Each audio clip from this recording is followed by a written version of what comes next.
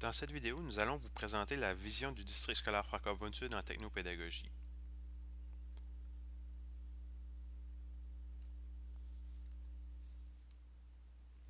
Donc, l'énoncé de la vision, c'est que chaque élève exploite les technologies de l'information et de communication pour développer des compétences en créant, en collaborant et en publiant. Donc, au district scolaire francophone sud, on voit que l'utilisation des technologies doit être faite pour développer des compétences des élèves. Et lorsqu'on parle de compétences, on parle des compétences qui sont citées dans le profil de sortie de l'élève. On a aussi décidé de commencer la vision avec l'expression chaque élève parce que on a un système qui est inclusif, donc on veut que chaque élève ait la chance de le faire. Et on a aussi choisi 3 verbes d'action qui sont créer, collaborer et publier. Et nous allons revenir un peu plus tard dans cette vidéo sur ces 3 verbes-là. Pour soutenir notre vision, nous avons 3 piliers. Le premier pilier concerne les pratiques pédagogiques, où est-ce qu'on veut amener les élèves, oui, à créer, collaborer et publier, mais en faisant de la co-création et de la co-création participative aussi. Donc, on va revenir sur ce pilier-là un peu plus tard aussi dans cette vidéo. Nous avons le pilier de la formation continue qui porte sur l'accompagnement pédagogique, l'auto-formation et le réseautage. Donc ici, on parle de travailler avec les enseignants pour justement leur donner un certain accompagnement pédagogique, que ce soit via les cohortes en technopédagogie ou à l'aide de l'information qui se peut se voir en mode asynchrone, comme ce que nous planifions vous placer dans ce Teams ici.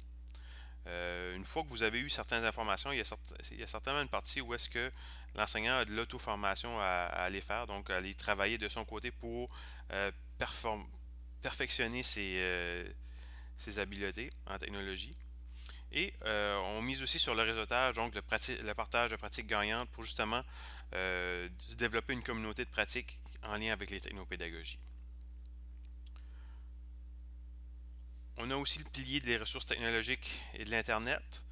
Donc, on mise sur les zones avant, donc apporter votre appareil numérique. Donc, plusieurs écoles ont accès à avoir cette zone-là. Donc, c'est le fameux Wi-Fi dans les écoles.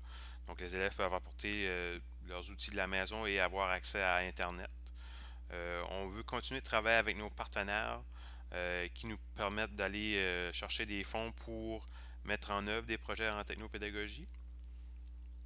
On a certainement parlé aussi du renouvellement des équipements. Donc, on a à cœur la, la flotte de technologies qu'on a. On essaie de la revamper, de la renouveler, même si on sait que c'est quand même un défi. Il ne faut pas oublier aussi, lorsqu'on parle d'outils technologiques et de l'Internet, il faut travailler avec nos élèves, il faut les conscientiser à savoir par rapport à la citoyenneté numérique.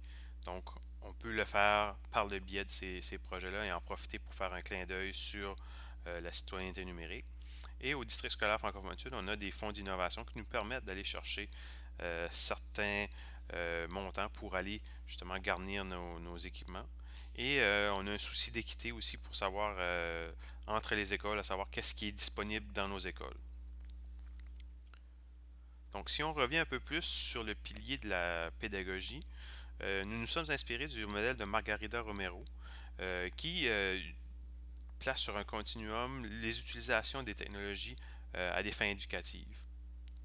Donc, vous voyez qu'on passe de la consommation passive, donc visionnement de vidéos, lecture d'un texte, à la consommation interactive, donc toutes les formes de quiz ou des choses comme ça en ligne.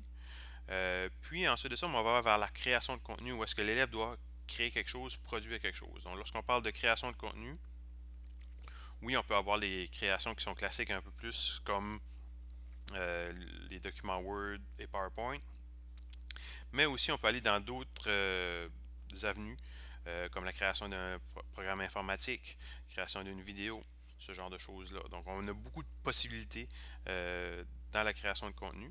Lorsqu'on parle de co-création de contenu, c'est à peu près essentiellement la même chose, mais les élèves le font en équipe. Donc, ça peut être en ligne ou directement lorsqu'on se partage les mêmes outils technologiques.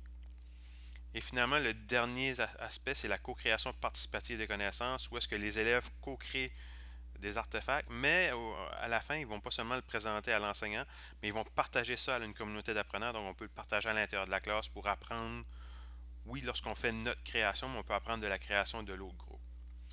Et comme vous avez vu dans notre modèle, on a enlevé les deux premiers paliers du continuum parce qu'on juge ici, vous voyez que euh, c'est des modes passifs d'apprentissage. Donc, nous, on veut que les technologies au district scolaire francophone sud soient utilisées dans des modes actifs. Donc, où est-ce que les élèves créent, collaborent et publient leurs apprentissages. Maintenant, nos fameux trois verbes, créer, collaborer, publier, on voit qu'il y a des liens avec chacun de ces verbes-là et différentes composantes de nos compétences.